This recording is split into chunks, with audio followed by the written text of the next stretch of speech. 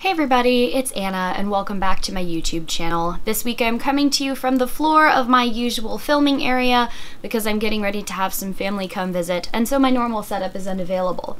So that's why you got a funky angle. But I've come today to wrap up the Queer Lit Readathon, which took place the last week, June 2nd to June 8th.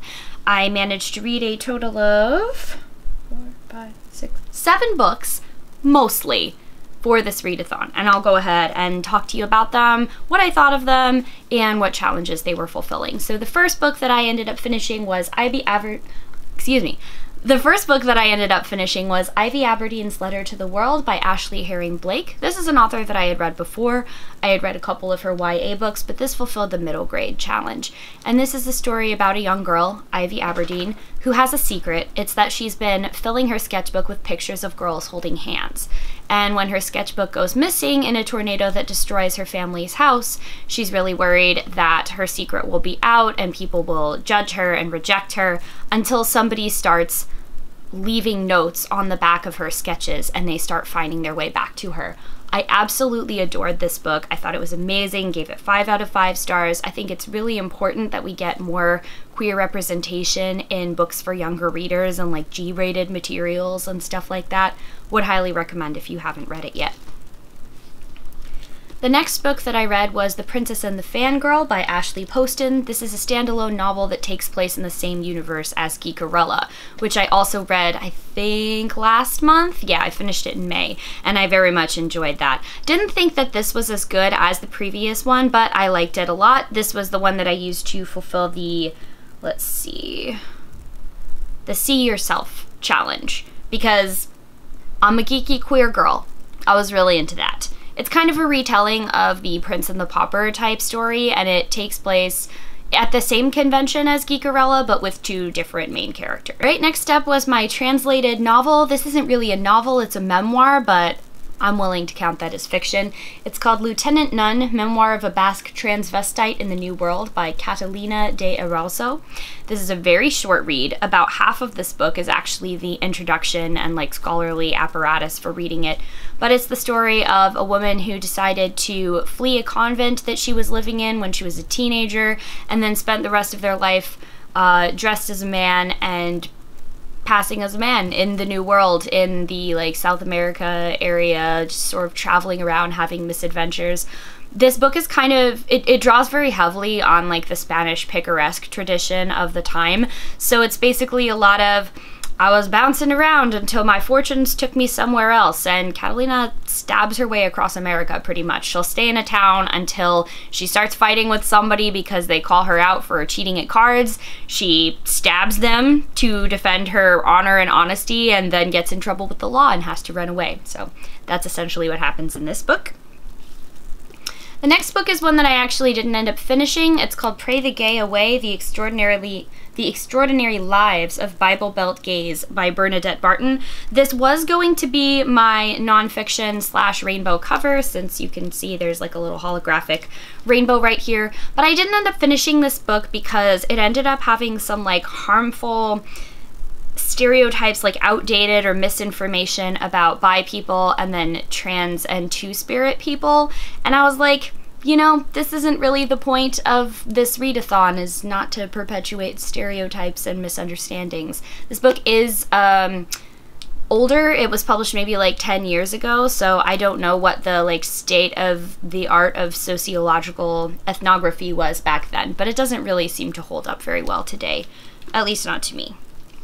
All right, next we have the Own Voices book, which also has a rainbow cover, a bunch of different little rainbow flowers. This was recommended by Kathy, one of the hosts, and it's Going Off Script by Jen Wild. Again, takes place in the same universe as her other sort of like queer romance kind of series.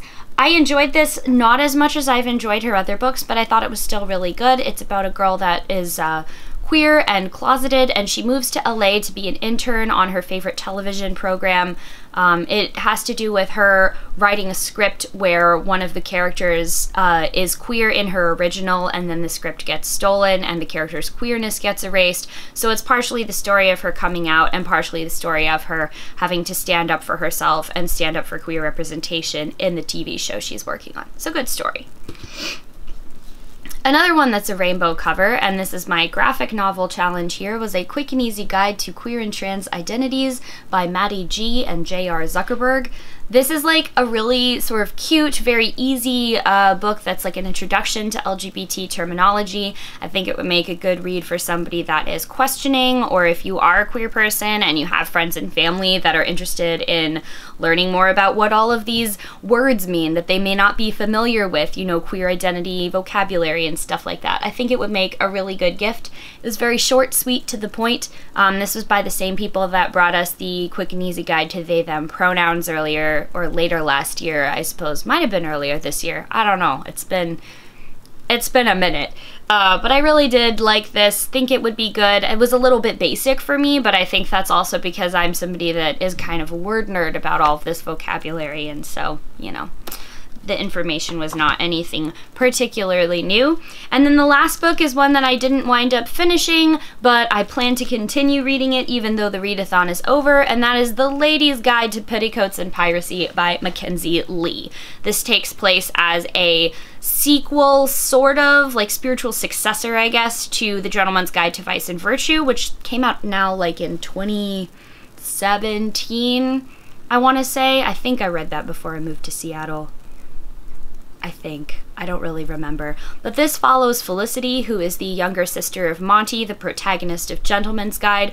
Felicity is a girl who wants nothing more than to study medicine and become a licensed doctor and physician, but she's finding that she's running into difficulties doing it, partially because she's a woman and partially because any of the men that want to sort of take her on as an assistant keep making romantic overtures to her, and she doesn't want to get married. She's asexual. She is not very interested in having any like romantic relations with anybody. She just wants to follow her dreams and study medicine. At the point of the book where I'm at, she's reconnecting with a childhood friend that she had been estranged from, and I really hope that like they get over their previous quarrel and they go be like lady adventurer best friends together, because one of my favorite things. So good. I'm really enjoying this. This was recommended to me by my friend Dahlia, so thanks a lot for that recommendation. I'll leave her info down below if you want to go follow her. She does really cool cosplay and stuff like that. Okay, so those are all of the books that I was able to read for the Queer Readathon. I think that overall I'm very pleased with everything that I read. I feel like I learned new things, I got to enjoy new stories. I'm always for reading more books that are expressive of queer joy, because that just makes me happy. Did you participate in this readathon at all? And if you did, let me know what books you read. Did we read any of the same things? I hope so. I know that the readathon is going to be back for round number 4 in December, I believe. And I'll go ahead and link Rogan and Kathy and the host's information, etc. down below in the description box. So if you didn't participate this time around, maybe I'll see you in December. Thank you all so much for watching, and I'll see you in the next one. Bye.